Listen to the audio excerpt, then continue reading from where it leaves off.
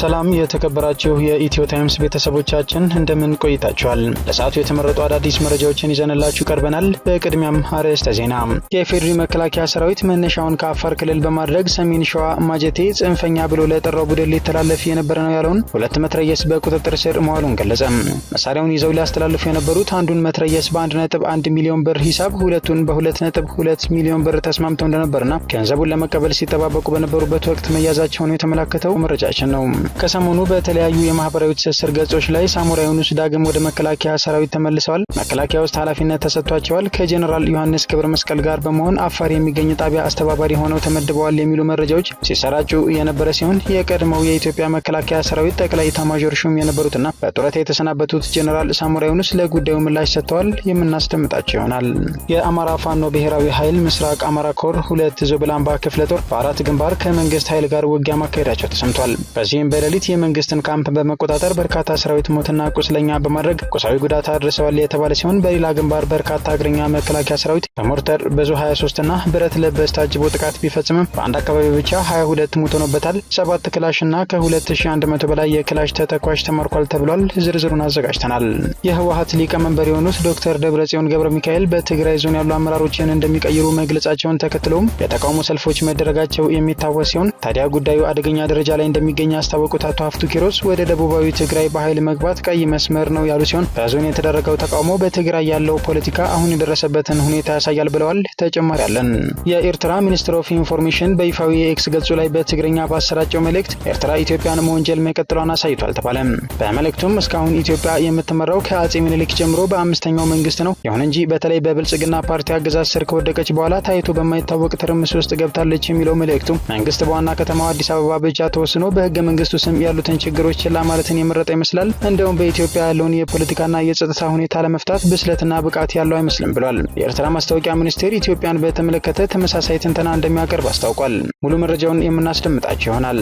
የአፍሪካ ልማት ባንክ የሞሪታኒያ የፋይናንስ ሚኒስቴር የሆኑትን ዶክተር ሲዲ ወልድ ጣህን የባንኩ ፕሬዚዳንት አድርጎ መምረጡን ይፋ አድርጓል። በሌላ በኩል ባወጣው ሪፖርቱ በተያያዘው የአውሮፓውያን ዓመት የኢትዮጵያ ኢኮኖሚ በ7 በመቶ ያድጋል ተብሎ እንደሚጠበቅ አስታውቋል። ይህ እድገት ለሀገሪቱ የድህነት ቅነሳና የመዋቅራዊ ሽግግር ሂደት ወሳኝ ምዕራፍ እንደሆነ የገለጸው ባንኩ ከኢትዮጵያ በተጨማሪ በዚህ ዓመት ኢኮኖሚያቸው በ7 በመቶ ያድጋል ተብለው ከሚጠበቁ የአፍሪካ ሀገራት መካከል ሴኔጋል፣ ሩዋንዳና ኒጀር ይገኙበታል ብሏል። ዝርዝር መረጃውን አጠናቅረናል። ወደ ኢትዮ ታይምስ ቤተሰቦቻችን እነዚህንና ሌሎችም ያልተሰሙ አዳዲስ መረጃዎችን ለማድመጥ እስከ መጨረሻው ድረስ ላይክ፣ ሼር እና ሰብስክራይብ በማድረግ አብራችሁን እንድትቆዩ በአክብሮት እንጋብዛለን።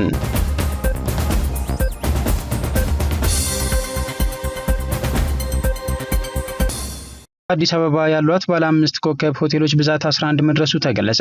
በመዲናው ያሉ ባለ 5 ኮከብ ሆቴሎች ብዛት 11 መድረሱን ቱሪዝም ሚኒስቴር አስታውቋል። ይህ የተገለጸው ሚኒስትሩ ሲካሄድ የነበረው የ2017 ዓ.ም የአዲስ አበባ ሆቴሎች የዳግም የኮከብ ደረጃ ምዘና ውጤት ትናንትና ግንቦት 21 ቀን 2017 ዓ.ም ይፋ በተደረገበት ወቅት ነው። በአዲስ አበባ የባለ 5 ኮከብ ሆቴሎች ብዛት 8 እንደነበር ያመላከተው ሚኒስትሩ ተጨማሪ 3 ሆቴሎች የባለ 5 ኮከብ ደረጃን አግኝተዋል ብሏል። በምዘናው መሰረት ከ90 በመቶ በላይ መስፈርቱን ያሟሉ ሆቴሎች ባለ 5 ኮከብ ያገኙ መሆናቸውን የጠቆመው ሚኒስትሩ እስከ 30 በመቶ የተቀመጠውን መስፈርት ያሟሉ ሆቴሎች በኮከብ ደረጃ ውስጥ መካተታቸውን አስታውቋል። የኮከብ ደረጃ ያገኙ ሆቴሎች የኮከብ ደረጃቸው በሕጉ መሰረት ለ3 ዓመት እንደሚያገለግል የተገለጸ ሲሆን ነገር ግን ሚኒስቴር መስሪያ ቤቱ በሚያደርገው ድንገተኛና መደበኛ ክትትል ሆቴሎቹ ከደረጃ በታች አገልግሎት መስጠታቸው ከተረጋገጠ በማንኛውም ጊዜ የኮከብ ደረጃቸው ሊነጠቅ ይችላል ብሏል። በተመሳሳይ በአዲስ አበባ ከተማ ዳግም በተደረገ የሆቴሎች ምዘና 15 ሆቴሎች የኮከብ ደረጃቸው መነጠቁን የቱሪዝም ሚኒስቴርን መረጃ ዋቢ በማድረግ ፕሬስ ድርጅት ዘግቧል። የኮከብ ደረጃቸው ከተነጠቁት ውስጥ 8 የሚሆኑት የሆቴል አገልግሎት መስጠት በማቆማቸው መሆኑን ሚኒስትሩ አስታውቋል።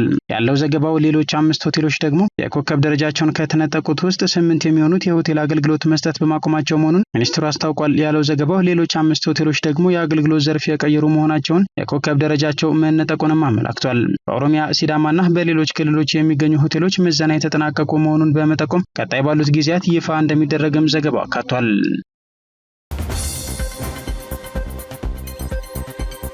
ሞዴል ቀነኒ አዱኛ ከዚህ ዓለም በሞት ከተለየች 2 ወር ከ2 ሳምንታት ሆኗታል። ዛሬ ቀነኒ አዱኛን አስመልክቶ ተቀጥሮ የነበረው ችሎት በፍርድ ቤት ተካሂዷል። ፍርድ ቤቱ ዛሬ በያዘው የቀጠሮ መሰረት አቃቢ ሕግ ባቀረበው ጥያቄ መሰረት ለተጨማሪ 8 ቀናት ቀጠሮ ተሰጥቷል። ይህ ማለት አቃቢ ሕግ በተጠርጣሪው ላይ ክስ ይመሰርታል ወይስ አይመሰርትም የሚለው ውሳኔ ለቀጣዩ ቀጠሮ ተላልፏል ተብሏል። የፌዴሪ መከላከያ ሰራዊት መነሻውን ከአፋር ክልል በማድረግ ሰሜን ሸዋ ማጀቴ ጽንፈኛ ብሎ ለጠራው ቡድን ሊተላለፍ ነበር ያለውን 2 መትረየስ በቁጥጥር ስር መዋሉን ገልጿል። ከመነሻው ጀምሮ በህዝብ ጥቆማና ክትትል ሲደረግበት የነበረው 2 መትረየስ ከ2 አዘዋዋሪዎች ጋር በቁጥጥር ስር ውሏል ብሏል። በልዩ ዘመቻዎች እዝ ኮማንዶ ክፍለ ጦር የኮማንዶ ሬጅመንት ዋና አዛዥ ሻለቃ ታሪኩ ሻሜቦ ከአፋር ክልል ተነስቶ ማጀቴ ሊገባ የነበረውን 2 መትረየስ የቡድን መሳሪያ በሰንበቴ ከተማ በተሰራ ኦፕሬሽን በቁጥጥር ስር እንደዋለ ተናግረዋል። እንደ አዛዡ ገለጻ ሁለቱ የቡድን መሳሪያዎቹ ጽንፈኛ ብለው ወደ ጠሩት ኃይል ቢገባ ሊደርስ የነበረውን ጥፋት ማስቀረት ተችሏል ብለዋል። መሳሪያውን ይዘው ለኃይሉ ሊያስተላልፉ የነበሩት አንዱ መትረየስ በ1.1 ሚሊዮን ብር ሂሳብ ሁለቱን በ2.2 ሚሊዮን ብር ተስማምተው እንደነበርና ገንዘቡን ለመቀበል ሲጠባበቁ በነበሩበት ወቅት በኮማንዶ ሬጅመንትና በብሔራዊ መረጃ ደህንነት በተደረገ ኦፕሬሽን ህገወጥ አዘዋዋሪዎቹንና ሁለቱን መሳሪያዎችን በቁጥጥር ስር መዋል መቻሉን አዛዡ ተናግረዋል። ህገወጥ አዘዋዋሪዎቹ ኡመር አሊ አደምና አህመድ የሱፍ ኢብራሂም የተባሉ ግለሰቦች ሲሆኑ ነዋሪነታቸው አማራ ክልል የኦሮሞ ብሔረሰብ ዞን ሰንበቴና የበጤ ከተሞች እንደሆነም የሬጅመንቷ አዛዥ ገልጸዋል። ወደ ትግራይ ይጓዙ የነበሩና በአፋር ክልል ቆመው የሚገኙ የጭነት መኪኖች እንዲለቀቁ የክልሉ መንግስት ተጠየቀ። የሸቀጥ ጭነት ይዘው በአፋር ክልል በኩል ወደ ትግራይ ይጓዙ የነበሩ መኪኖች ምክንያቱ ባልታወቀ ሁኔታ በአፋር ክልል እንዳይንቀሳቀሱ መደረጋቸውን የትግራይ ክልል መንግስት አስታውቋል። የፌዴራል መንግስት መፍትሄ እንዲሰጠውም ጠይቋል። የትግራይ ክልል ጊዜያዊ አስተዳደር የንግድና ሰነድ ኤጀንሲ ለንግድና ቀጠናዊ ትስስር ሚኒስቴር ለዶክተር ካሳሁን ጎፌ በጻፈው ደብዳቤ ወደ ትግራይ ክልል ጭነት ይዘው የሚጓዙ ተሽከርካሪዎች መከልከላቸውን አስታውቆ ማብራሪያ ጠይቋል። ኤጀንሲው በደብዳቤው ለትግራይ ክልል የተለያዩ ሸቀጦች ይዘው በአፋር ክልል መስመር የሚጓዙ ተሽከርካሪዎች ከግንቦት 18 ቀን 2017 ዓ.ም ጀምሮ ሰርዶ በሚገኝ የፍተሻ ጣቢያ ወደ ትግራይ እንዳይሄዱ እንደተከለከሉ ከተለያዩ ምንጮች መስማቱን አስታውቋል። በምን ምክንያት እንደተከለከሉ ማብራሪያ እንዲሰጠውም ጠይቋል። ከተለያዩ የኢትዮጵያ ክፍሎችና ከጅቡቲ ዕቃ በመጫን ወደ ትግራይ ይጓዙ የነበሩ ከባድና ቀላል የጭነት መኪኖች በአፋርና አማራ ክልል በሚገኙ 3 ኬላዎች ላይ ታግተው ይገኛሉ ሲል የክልሉ መንግስት መግለጹን ከትግራይ ቴሌቪዥን የተገኘው መረጃ ያሳያል። የጭነት መኪኖቹ መታገት በክልል የንግድ ማህበረሰብ ዘንድ ከፍተኛ ስጋት መፍጠሩን ዘገባው አመላክቷል። በአፋር ክልል በኩል ወደ መቀለ በሚወስደው መንገድ ላይ ሰርዶ ሜዳ በሚባል ኬላ ላይ ሸቀጣሸቀጥ የጫኑ የአይሱዙ መኪኖች ተሳቢ ያላቸው ከባድ መኪኖች መጓዝ ተከልክለው ቆመው እንደሚገኙ ዘገባው አስታውቋል። ይህ ዘገባ እስከተጠናቀረበት ጊዜም ምንም አይነት መፍትሄ እንዳልተሰጣቸው ታውቋል።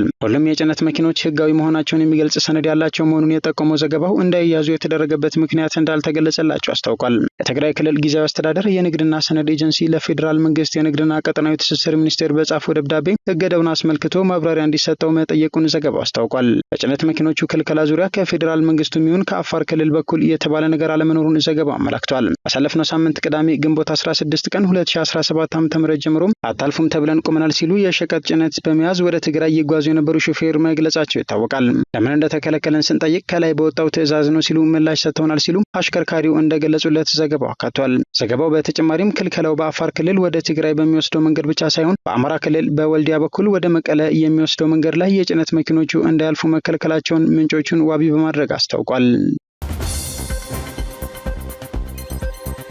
ነጭ ውሸትና የሶሻል ሚዲያ ተከታይ ቁጥር ለማብዛት የተፈበረከ ነው፣ በመከላከያ የተሰጠኝ ኃላፊነት የለም ሲሉ ጀነራል ሳሞራ ዩኑስ ተናገሩ።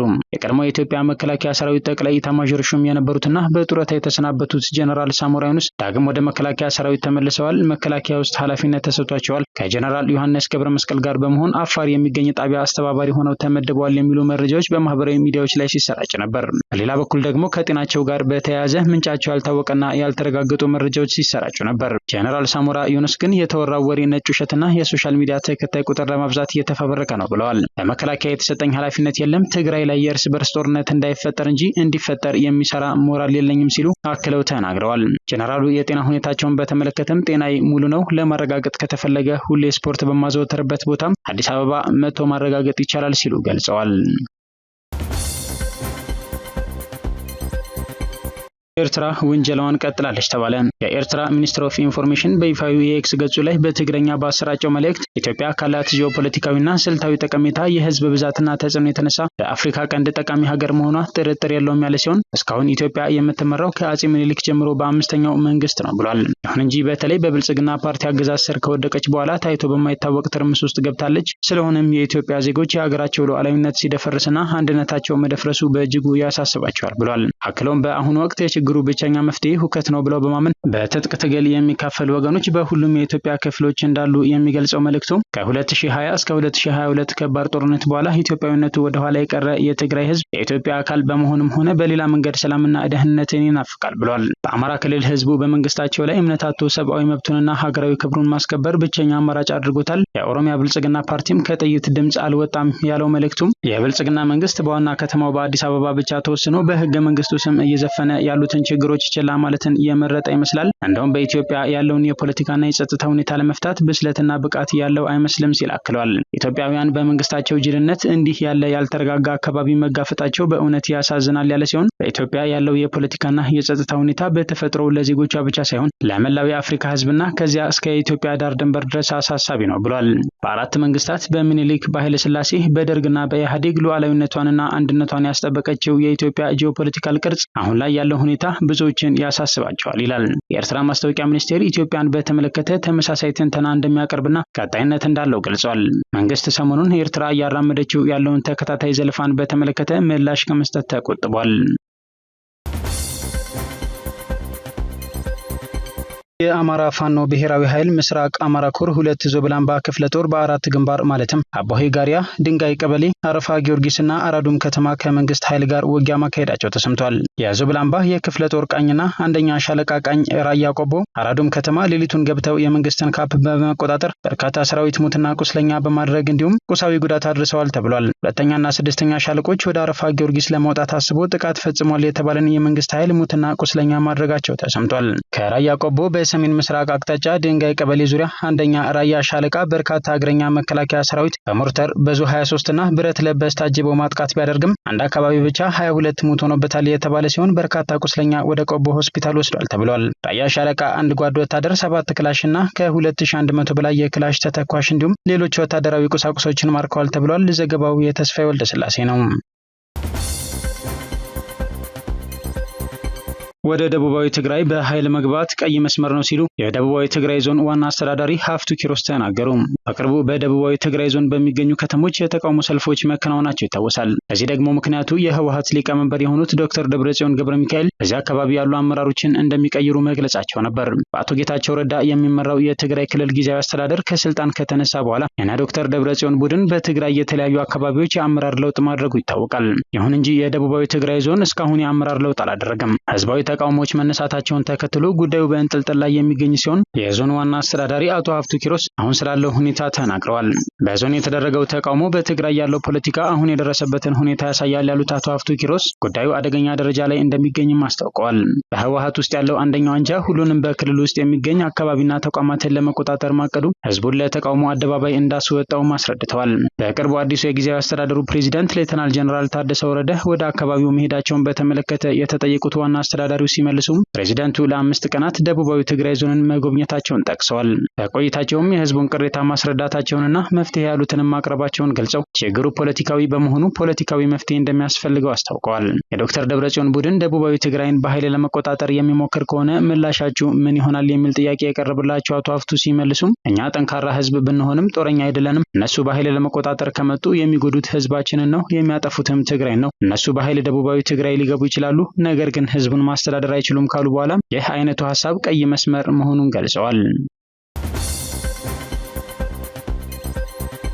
የአፍሪካ ልማት ባንክ አዲስ ፕሬዚዳንት መርጧል ተባለ። ባንኩ የሞሪታኒያ የፋይናንስ ሚኒስትር የሆኑትን ዶክተር ሲዲ ኦልድጣህን የባንኩ ፕሬዚዳንት አድርጎ መምረጡን ዛሬ ይፋ አድርጓል። አዲሱ ፕሬዚዳንት የተመረጡት የአፍሪካ ልማት ባንክ ግሩፕ ቀጠናዊና ከቀጠና ውጭ አባል የሆኑ 81 ድምጽ ሰጪዎች ትናንትና በሰጡት ድምጽ መሆኑ ተጠቅሷል። ዶክተር ሲዲ ኦልድጣህ እንደ አውሮፓውያን አቆጣጠር ከመስከረም 2025 ጀምሮ ለ5 ዓመታት የአፍሪካ ልማት ባንክ ፕሬዚዳንት በመሆን የሚያገለግሉ ይሆናል። አዲሱ ፕሬዚዳንት የስልጣን ዘመናቸውን እያጠናቀቁ ያሉትን ናይጄሪያዊ ዶክተር አኪዩሚ አዴሲናን ተካት ለ5 ዓመታት በፕሬዚዳንትነት ያገለግላሉ ተብሏል። በምርጫው ላይ ከደቡብ አፍሪካ፣ ከሴኔጋል፣ ከዛምቢያ እንዲሁም ከቻድ የተወከሉ 4 እጩዎች መፎካከራቸው ተጠቅሷል። በተያያዘ ዜና የአፍሪካ ልማት ባንክ የኢትዮጵያ ኢኮኖሚ በ7 በመቶ ያድጋል ተብሎ እንደሚጠበቅ አስታውቋል። የአፍሪካ ልማት ባንክ ባወጣው ሪፖርት በተያዘው የአውሮፓ ዓመት የኢትዮጵያ ኢኮኖሚ በ7 በመቶ እንደሚያድግ የሚጠብቅ መሆኑን አስታውቋል። ይህ እድገት ለሀገሪቱ የድህነት ቅነሳና የመዋቅራዊ ሽግግር ሂደት ወሳኝ ምዕራፍ እንደሆነ ተናግሯል። ኢትዮጵያ በተጨማሪ በዚህ ዓመት ኢኮኖሚያቸው በ7 በመቶ ያድጋል ተብለው ከሚጠበቁ የአፍሪካ ሀገራት መካከል ሴኔጋል፣ ሩዋንዳና ኒጀር ይገኙበታል። ሪፖርቱ የምስራቅ አፍሪካ ቀጠና በ5.9 በመቶ እድገት ከአህጉሪቱ ቀዳሚውን ስፍራ እንደሚይዝም አመልክቷል። ይህም የሚሆነው ኢትዮጵያ፣ ሩዋንዳና ታንዛኒያ ከፍተኛ የኢኮኖሚ እድገት ያስመዘግባሉ ተብሎ ስለሚጠበቅ እንደሆነ የአፍሪካ ልማት ባንክ አክሎ ገልጿል።